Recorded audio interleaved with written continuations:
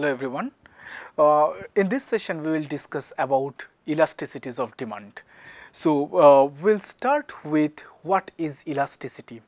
So elasticity and the word elastic are very close to each other. So when we think of an elastic is that we pull them in both the sides and we see that whether they are expanding or not. A rubber band is more elastic than an iron rod. That's primarily given the pressure or given the the force, the rubber band expands more as compared to an iron rod. So this means that given an effect on something, how does that particular matter which is dependent on that effect changes? When we talk about elasticities of demand, when we talk about elasticities of demand, we are actually talking about how the quantity demanded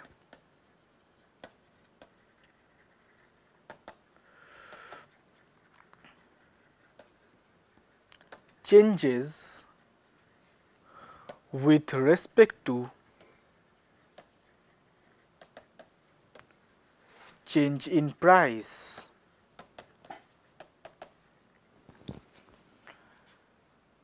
Yes, therefore, we can state that when in demand my quantity demanded inversely is related with the price. That means when price increases, quantity demanded falls.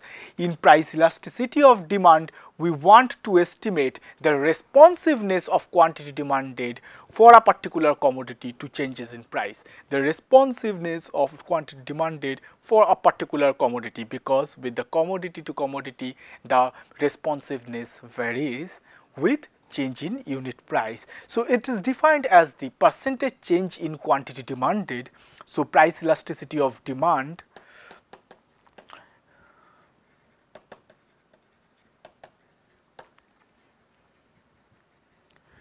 is defined as the percentage change in quantity demanded divided by or with respect to percentage change in price.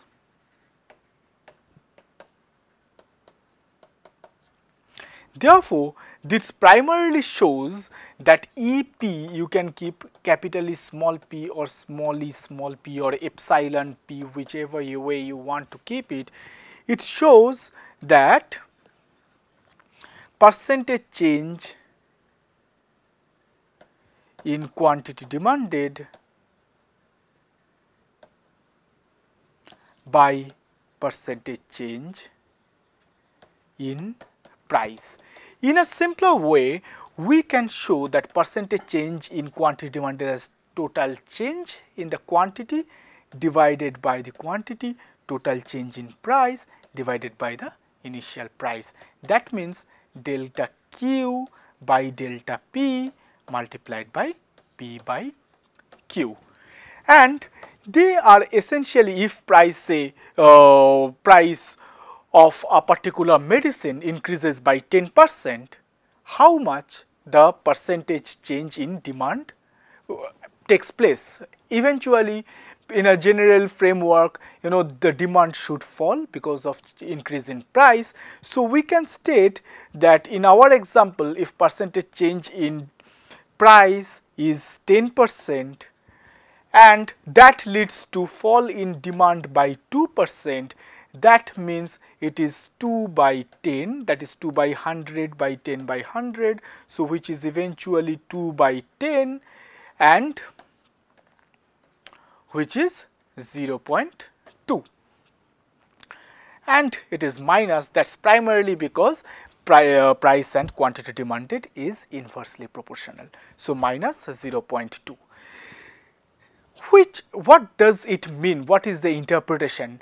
This shows that when price of a particular product, say medicine, increases by 10%, it results in to a fall in demand by 2%. That is all. So price elasticity basically a relative quantity, shows the relative quantity, that is the quantity change in terms of change in price. So, it is a relative measures, always negative because price and quantity are inversely proportional or inversely related. So, you can eventually ignore the minus sign, you know. So, we have, as I showed in my previous formula, that this is as simple as delta Q by delta P into P by Q. We can also have a formula called arc elasticity, which is also known as arc elasticity, but it eventually shows any kinds of elasticity, you know, price elasticity, income elasticity or whatever. But what is the difference in arc elasticity is, it shows the same EP, E small p, it shows the change in quantity demanded by the average of those quantities Q1 and Q2, the average of the quantities divided by change in price and the average of the price. That means it is considering two price points and the average of that, you know, those 2 points. So, it takes the arc between those 2 points. So, it is also known as arc elasticity. So, the price elasticity ranges, you know, it can be minus infinity to plus infinity, or, you know, 0 to plus infinity. So, which eventually shows if I have my say my quantity demanded is increasing at a higher rate as compared to the rate of change in my price, then it is an elastic demand.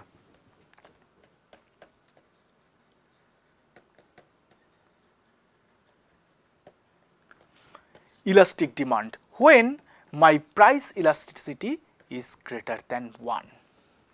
Yes, now what is this elastic demand again?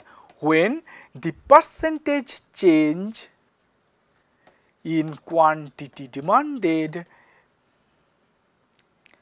is greater than the percentage change in price.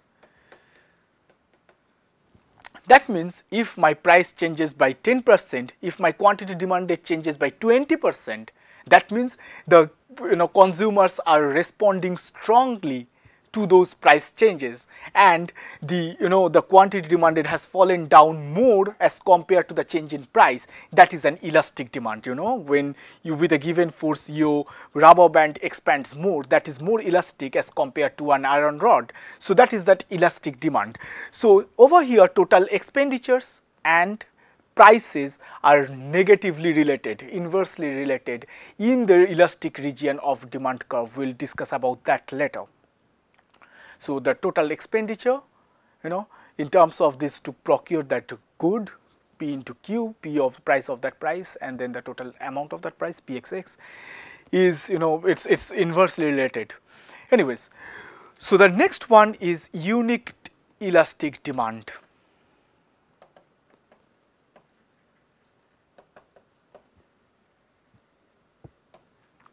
What does this mean? Unit elasticity of demand, better to say.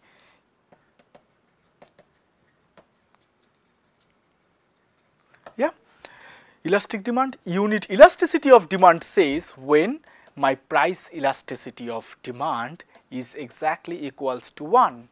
That means if my change in price is exactly equal to the change in quantity demanded is exactly equals to the change in price, then it shows that there is a unit elasticity of demand. To be simple, to make it simple, percentage change in quantity, if this is 10%, change in quantity demanded is equals to percentage change in price. That means this is also 10%. If these two similar, then there is an unit elasticity of demand. The next one is inelastic demand.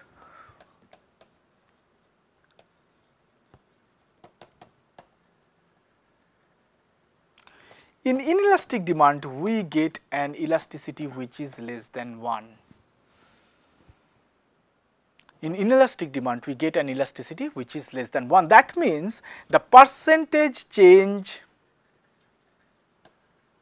in price in quantity demanded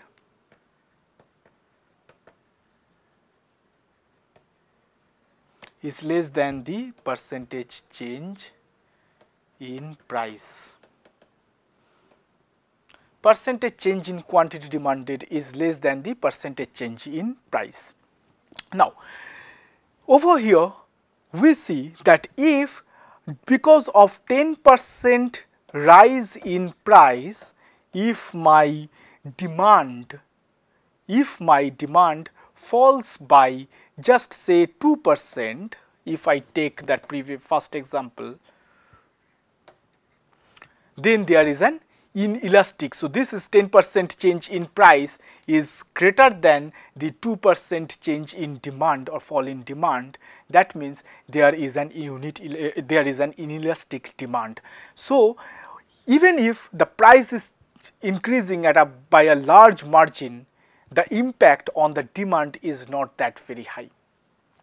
When we can take these examples, so in terms of elastic demand, it can be anything, you know. If the price of a particular medicine increases by 1% or say 5%, my demand falls by 5%, then there is an unit elasticity of demand in case of elastic demand.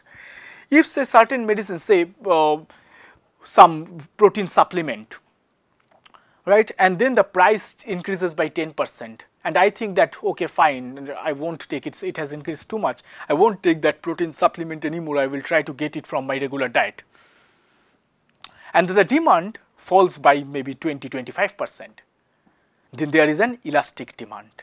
Whereas for some generic medicines, you know, for some basic medicines what we have to take, say paracetamols, if we have fever we need to take, say there is some antacids, basic antacids what we cannot avoid, even if the price increases, the demand doesn't fall by that much.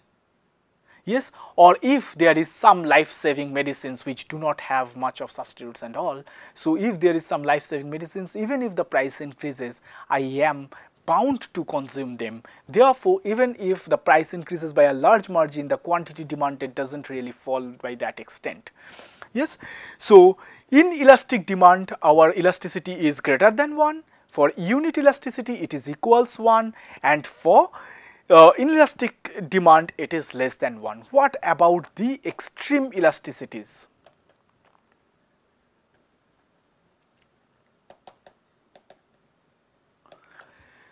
These extreme elasticities are when the demand is absolutely inelastic or the demand is extremely elastic.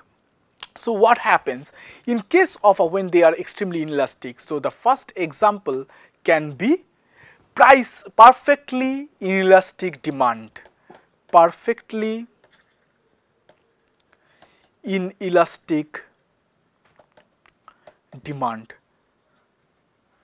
So, it shows the rigidity in terms of the demand.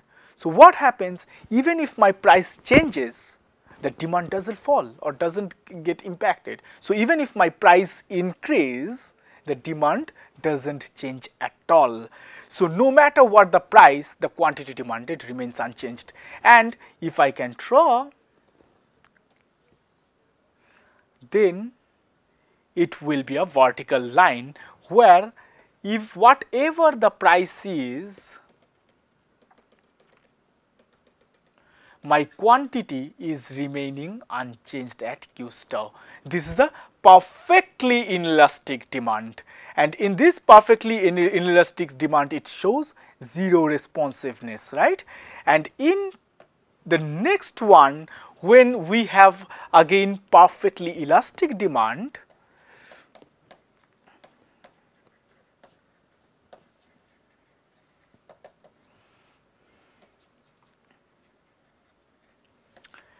then with slightest change in price, with slighted change in price, the increase in price, the demand leads to 0. Therefore, in perfectly elastic demand, we have a horizontal straight line. Perfectly. So, even if my price increases by little at this point my demand is 0. With these minute changes, my demand becomes 0. So, this is price, this is quantity, and this shows a perfectly elastic demand. And in case of a perfectly elastic demand, so over here this is change in quantity by change in price, yes, and change in quantity becomes, so again over here, I'm sorry, EP change in quantity by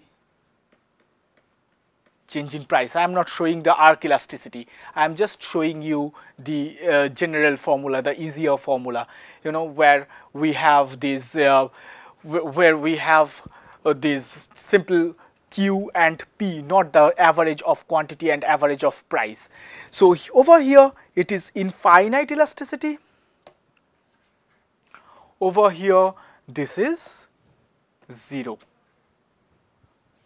Yes, because delta Q is 0. So anything divided like 0 divided by anything will be 0, right? Delta Q is 0. And over here delta Q is enormous because the quantity is changing. The quantity is changing from this much to this much, from here to here with slightest change in price. So in that slightest change in price, if we can consider that tending to 0, so it tends to infinity, because anything divided by 0 is infinity. So infinite elasticity. So what happens in terms of elasticity and total revenue? So when we try to find the relationship between price elasticity of demand and total revenue,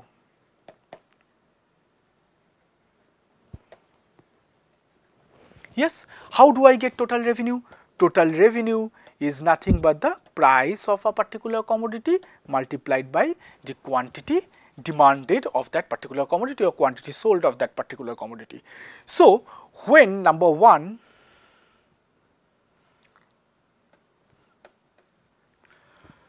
when demand is elastic,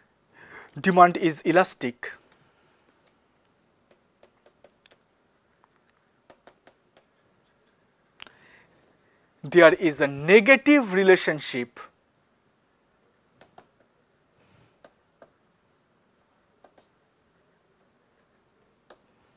between total revenue and price, or you can say changes in total revenue and changes in price.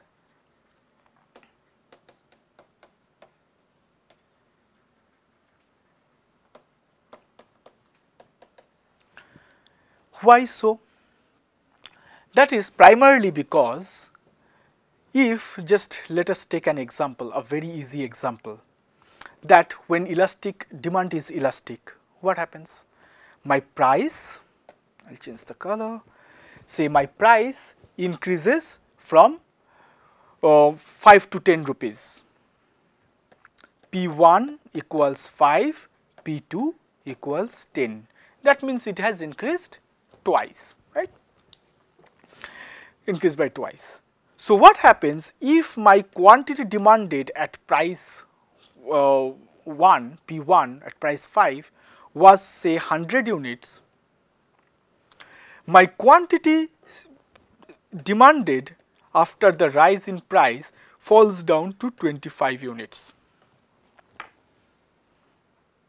Yes, so the total revenue 1 when my price was 5 rupees was 500, 5 into 100.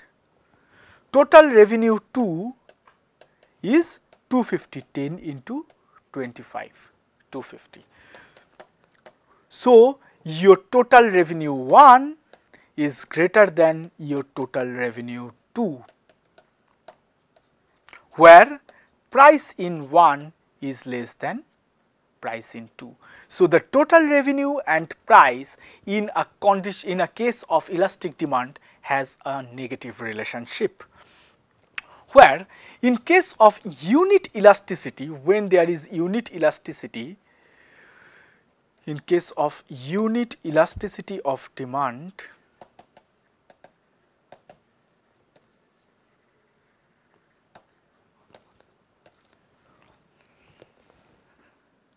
what we find is that changes in price do not actually make any change in total revenue.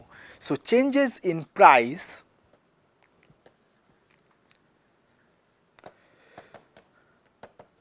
do not make any change in total revenue. Why so? It is simple. If my price increases from 5 to 10 rupees, increase by twice, my quantity falls from 100 to 50, halved. It increases by twice, it falls by half, 1 by 2, which is, if you take the reciprocal as same, that means there is an unit elasticity. So, what happens with tier 1 is 500, 5 into 100, tier 2 is 500, that means they are similar. So, even if price falls or price increases, the change is just exactly being equal. So, it adjusts with the price, the total revenue becomes same, and hence change in price do not have any impact on the total revenue. The next is when demand is inelastic.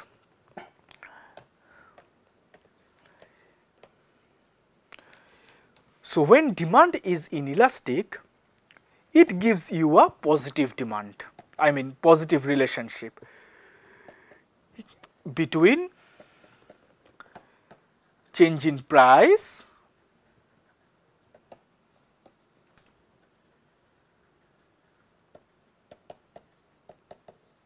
and change in total revenue. How does it happen? Let us see. Pretty simple. Again, I will take an example when price 1 from 5 to increases to 10 twice.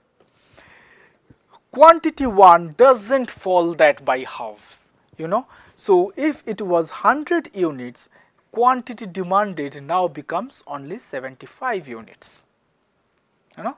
So, decreases by 25%. So, what happens over here, that my total revenue 1 is 500, total revenue 2 is 750.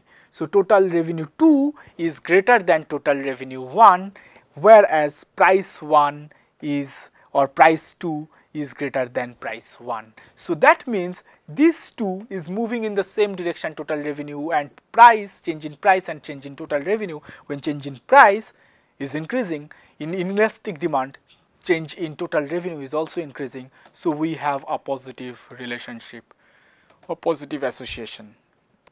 Okay.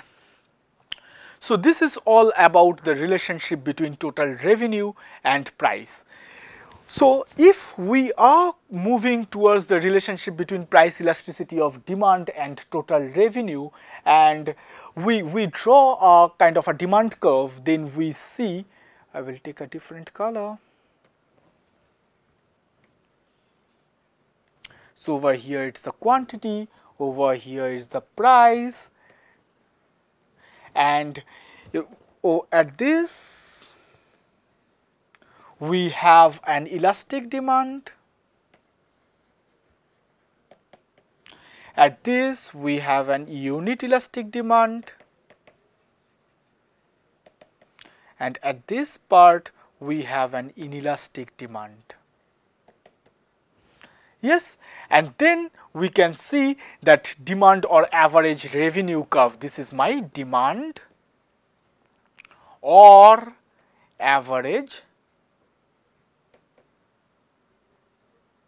revenue curve. Yes, and this pretty well shows that in this region, in this region where it is blue, with the rise in price, the total revenue will fall. At this region which is red, with the rise in price, the total revenue won't really change, and with this region which is green, with the rise in price, because it is inelastic, with the rise in price, the total revenue will increase. Now, therefore, till now we were discussing about the change in quantity with the change in price, change in total revenue with the change in price. When we are looking at the change in total revenue, we are looking at the revenue derived from selling that particular commodity.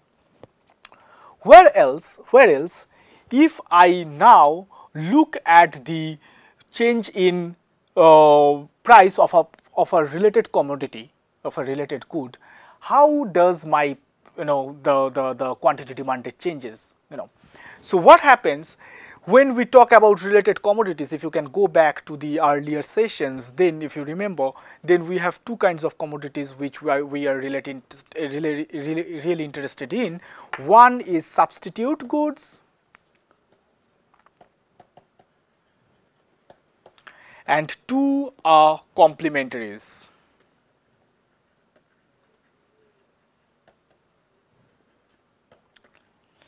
Yes. So what happens when we have a substitute good?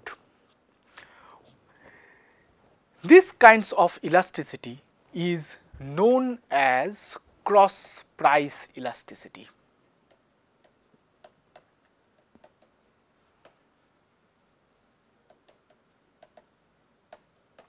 And given as EXY, cross price elasticity. That means if the price changes in X, what happens with the quantity demanded, or if the price changes in Y, what happens with the quantity demanded for X. And these X and Y can be either substitute goods or complementary goods. Now, if they are substitute goods, that means if we can take the same example of iodex and amrutanjan, that if the price of iodex increases, the demand for amrutanjan also increases. Because the price of amrutanjan increases, the demand for amrutanjan falls, and those who used to take amrutanjan, they will shift to iodex. Therefore, for substitute, our EXY is greater than 0. Yes, as increase in the price of X would increase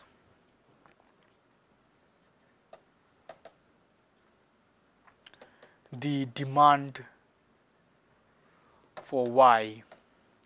Yes, so both of them are moving towards the same direction, increase and increase. So naturally it is increase and increase, so they are positively associated. In case of complementary goods, EXY is negative, because this cross price elasticity says if the price of X increases, the demand for X falls, and if the demand for X falls, the demand for Y will also fall, because without X, Y cannot find its market, as they are complementary to each other, complements. So therefore, it would be negative. So rise in price of X would lead to fall in the demand for Y. That means price of contact lens, if it increases, the demand for contactless solution will also fall. So this is what we generally identify from a cross price elasticity in terms of substitutes and complementary goods. The price elasticity of demand hence can be affected by these commodities, whether there is a substitute good or a complementary good. So while we are talking about the determinants of price elasticity of demand, the first thing should come to our mind whether there is any close substitute. Yeah. So the determinants of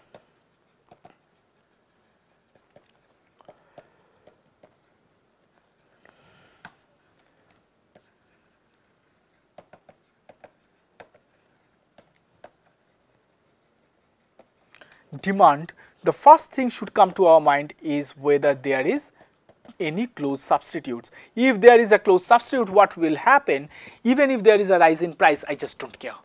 I move to the other commodity, falling, because rise in price, I don't take that medicine anymore. I move to the other substitute.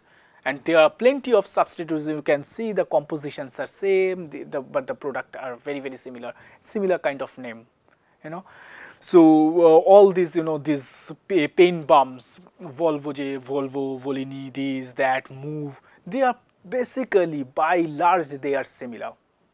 Yeah, Move.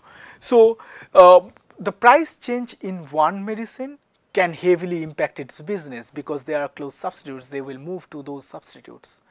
Similarly, if there is a complementary good, and I need to keep in mind if there is a change in the price, then I need to identify that because of the change in price of that other demand, how much my my elasticity will be suffered, my demand will be suffered. The share of budget.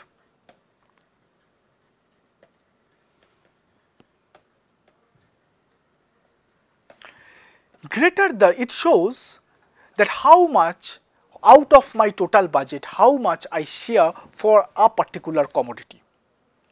Yes, say if my grocery or if for my medical expenses, how much I spend behind medicines, or out of all the medicines, how much I spend behind a particular type of medicine.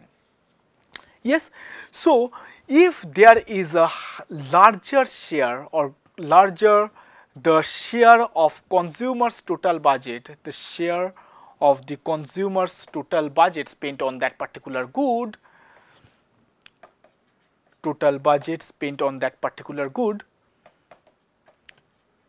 larger will be the elasticity on that commodity, greater is the price elasticity.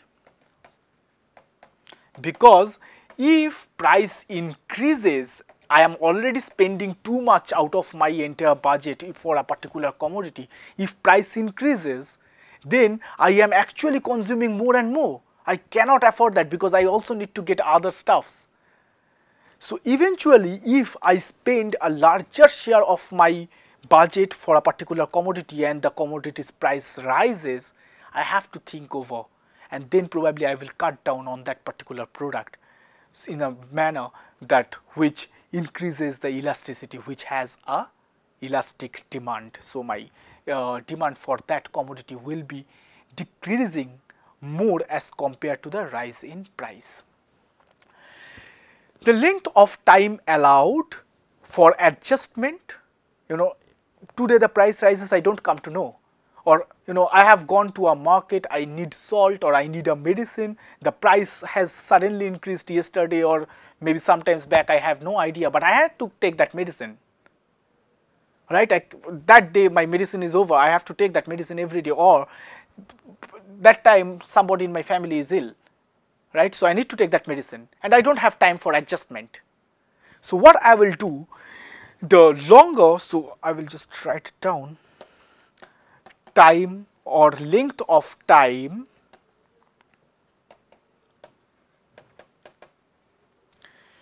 the consumer has for adjustment. So the longer any change in price persists, the greater is the elasticity of demand. Because what happens if longer the change in price persists,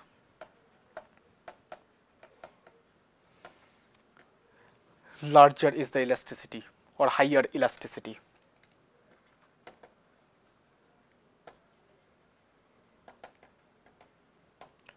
Yes, so that means now I have, so immediately probably I could not alter my decision. I went on to get that medicine. I waited for some time. It didn't decrease, so I will change my decision. I will shift to other commodities. Yeah, because if the price doesn't really come down within a time which I give it to adjust the price, or I expect it to adjust its price.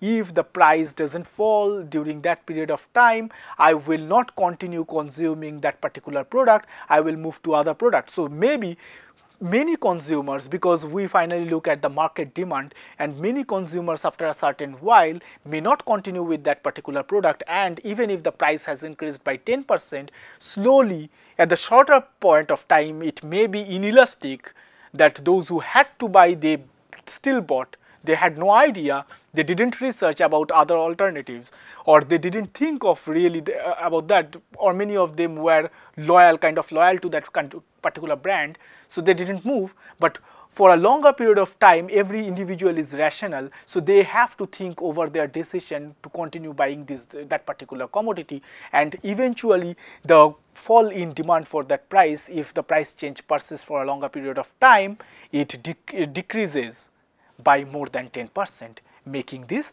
as an elastic demand. So in the shorter period of time it may be inelastic, but in the longer period of time it is of course elastic. And then the second is that how to define now this short run and long run. It is not like a production process or something. So the short run in this concept, where I can adjust my demand given a certain change in prices, the short run is basically where the consumer is unable to adjust their demand. I have to go for a doctor, I have to. I am ill, I have to visit a doctor, and even if the price increases of that hospital or the doctor's consultation charges increases, I don't do anything, I cannot do anything. But if it happens, or nothing has happened to me, I just came to know that the doctor or the hospital has increased its charges, I can think over that.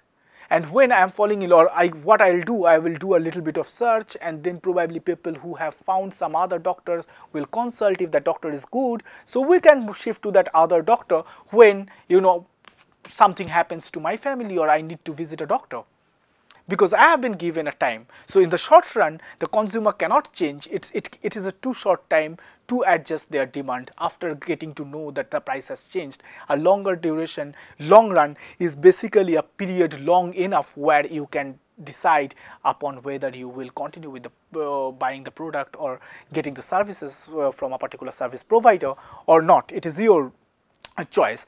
So in the short run, as I said, that it is basically inelastic. So even if the price changes, the quantity demanded doesn't change much. So in the short run, it can be inelastic. So you can see it's steeper. So over here it is quantity, over here it is price. So even if the quantity, the price change by a large margin, the change in quantity is smaller. So that means over here this is a short run condition. Yeah. So this is a short run condition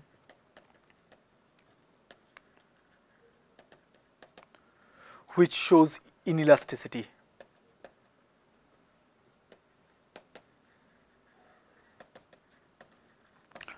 Yes. Whereas when we have time to adjust, slowly my demand curve gets shifted like this, and then further like this, where you can see with the same amount of price change, or I will just remove this, with the same amount of price change from here to here,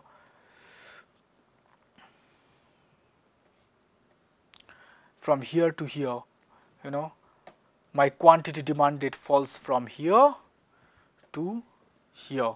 So this is the change in price when this is gray, and this shows, this particular duration shows a long run condition.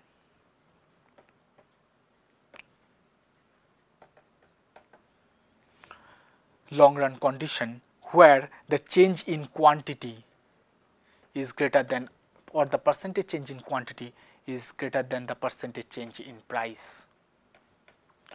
So that means now it is an elastic condition in the longer run. So this particular curves shifts or pivots this way. Yes, this way. So it pivots. It's from steep, it gets flatter. So some basic examples of price elasticities of demand for selected goods can be, say, for a hospital service which is self-induced. So a hospital service which is self-induced,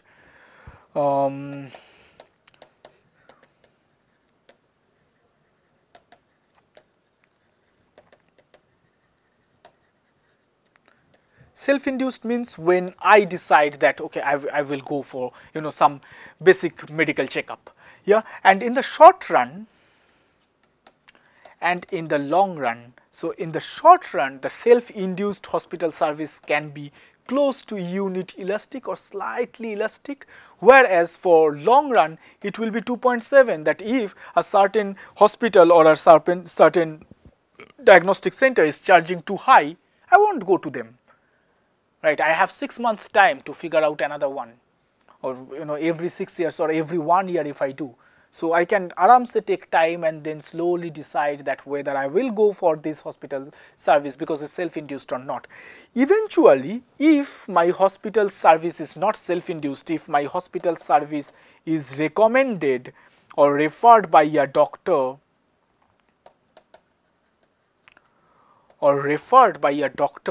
then what I do, the short run, it is close to almost inelastic.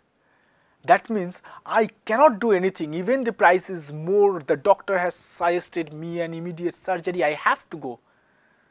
Right? I just can't bother about the mostly, So on a rational point of view, so it can be almost inelastic, that the price increase doesn't have any change on the quantity demanded, whereas over the period of time, if the doctor says that okay, you have say 1 month time before the surgery, I can probably decide on which particular hospital services or which particular hospital I will refer to do my surgery.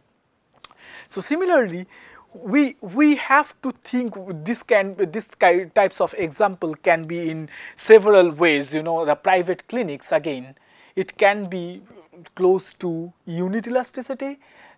At the short run, the elastic price elasticity of demand, whereas over the long run it can be around 2 or 2.5 based on different people, different problems, different countries, different every socioeconomic condition. Therefore, and say for an example, if I want a transportation for a vacation purpose, and generally we kind of plan a vacation, so in short run that transportation can have a elastic demand, and the elasticity increases with long run. Whereas in case of emergency, if I need a taxi or something, to say in case of a pregnancy or something, in the short run it will be inelastic 0.4 or 0.5, whereas in long run it will still be not very elastic, not highly elastic. It will be unit elasticity. It can be slightly more than 1 or slightly less than 1. Even if it's a long run, I can figure out a transportation arrangement. So all this, there can be several types of examples where, eventually it can be, so for this taxi service in case of emergency, it can be, in the short run, it can be inelastic, whereas in the long run, even if it's an emergency, even if there is a pregnant lady in my home, and I know that within 7 days she can have that labor pain, she has to get to a hospital for the delivery. So I know those 7 days, so I can arrange a transportation facility. So that goes as even if it's an emergency, but I still have some time, so that can go to a elastic demand. From inelasticity it moves to elasticity. So what we learned just by this diagram. Thank you.